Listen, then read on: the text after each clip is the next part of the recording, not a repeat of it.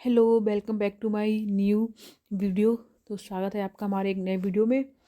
तो आज हम लोग बात करने वाले हैं, आरबीआई ने यूपीआई से रिलेटेड कुछ रूल्स अभी चेंज किए हैं जो इफ़ेक्टिव होंगे 1 जनवरी 2024 से। तो उसके रिगार्डिंग हम लोग बात करेंगे आज। तो वो रूल्स क्या है? रूल्स है यूपीआई से रिलेटेड, मतलब यूनिफाइड पेमेंट इंटरफेस, जो कि अभी आरबीआई ने नए रूल्स लागू किए हैं, जो कि लागू होंगे 1 जनवरी, ये 1 जनवरी 2024 से।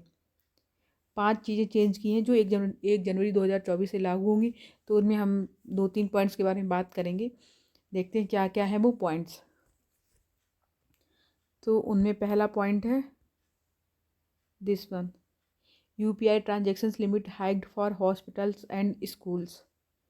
तो जो यूपीआई की ट्रांजैक्शन लिमिट है, पहले कुछ और थी, अब कुछ और हो गई है, जो कि बढ़ गई है। तो देखते हैं।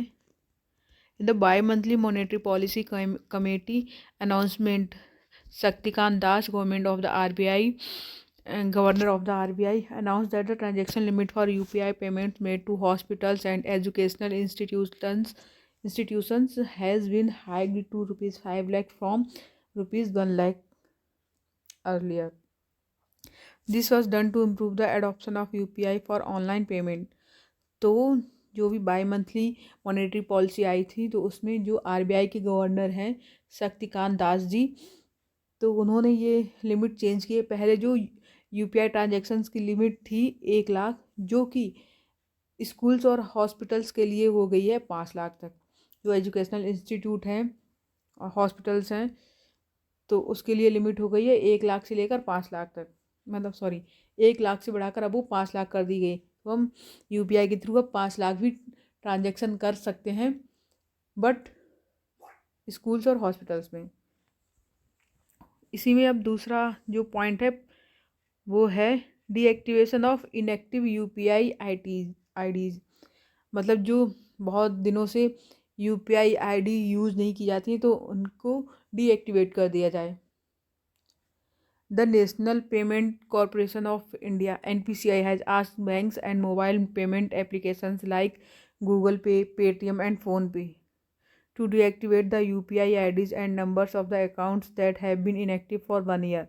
मतलब जो अकाउंट 1 साल से ज़्यादा, मतलब उनमें कुछ ट्रांजैक्शन ही नहीं हुआ है 1 साल से, मतलब वो इनएक्टिव हैं, तो उनकी जो यूपीआई आईडी है उनको डीएक्टिवेट कर दिया जाए। ये एक पॉइंट है। तो अगर आप अपना ट्रांजैक्शन करते रहेंगे, बीच बीच में आपका अकाउंट इनएक्टिव नहीं होगा, तो आईडी डीएक्टिवेट नहीं होगी। अगर आप कुछ भी ट्रांजैक्शन नहीं करते हैं 1 साल तक, तो यूपीआई आईडी डीएक्टिवेट हो जाएगी इन फ्यूचर। नेक्स्ट एक और पॉइंट है इसमें, UPI lite wallets transaction limit increased. ये है, the transaction limit for UPI lite wallets has also been hiked from ₹200 to 500. These payments can be made by people without an internet connection. However, the maximum amount which can be transferred online is ₹2000.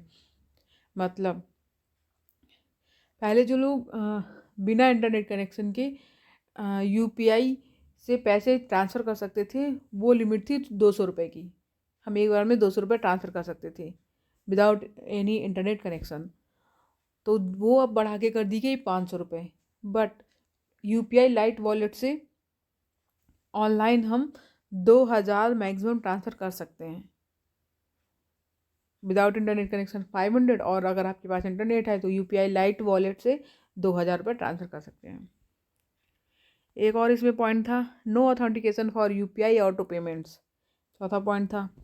पांचवा point है interchange fee on UPI merchant payments. तो कुल मिला के 5 point थे जो RBI ने अभी जनवरी में चेंज किए हैं।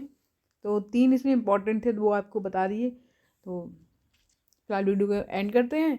वीडियो अगर आपको इन्फॉर्मेटिव लगा हो, वीडियो को शेयर करिएगा। वीडियो अच्छा लगे तो लाइक करना, और चैनल पे न्यू है तो चैनल को सब्सक्राइब करना। मिलते हैं एक नए इन्फॉर्मेशन के साथ, नए वीडियो के साथ। Thank you so much for watching this video.